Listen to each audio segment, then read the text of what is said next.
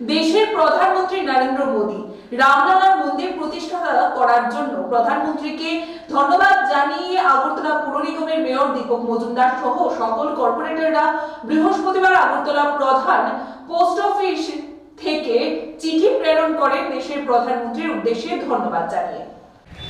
আপনারা সবাই অবগত আছেন, গত 22 জানুয়ারি দীর্ঘ 500 বছরে যারা ভারতবাসী সারা বিশ্বের প্রত্যাশা ছিল ধর্মপ্রাণ ব্যক্তিদের যে অযোধ্যায় রামলালা কবে ওনার গৃহে প্রবেশ করবেন, ওনার প্রাণ প্রতিষ্ঠা হবে, সেই উদ্দেশ্যে গত 22 জানুয়ারি আমাদের যশস্বী প্রধানমন্ত্রী নরেন্দ্র মোদীজির সুযোগ্য নেতৃত্বে সুন্দর ব্যবস্থাপনায় 500 বছরের যে প্রত্যাশা ছিল ভারতবাসী সেটা পূরণ করেছেন।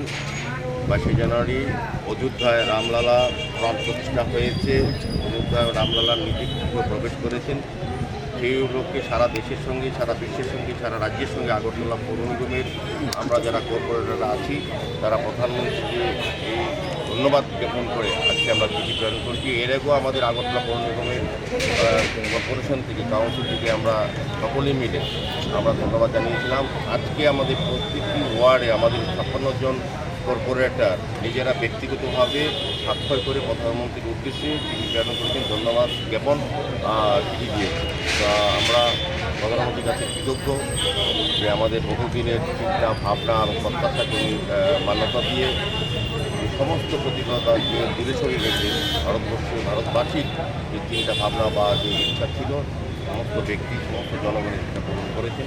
সেই উদ্দেশ্যে আজকে আমরা ওনাকে ধন্যবাদ জানিয়ে চিঠি প্রেরণ করি।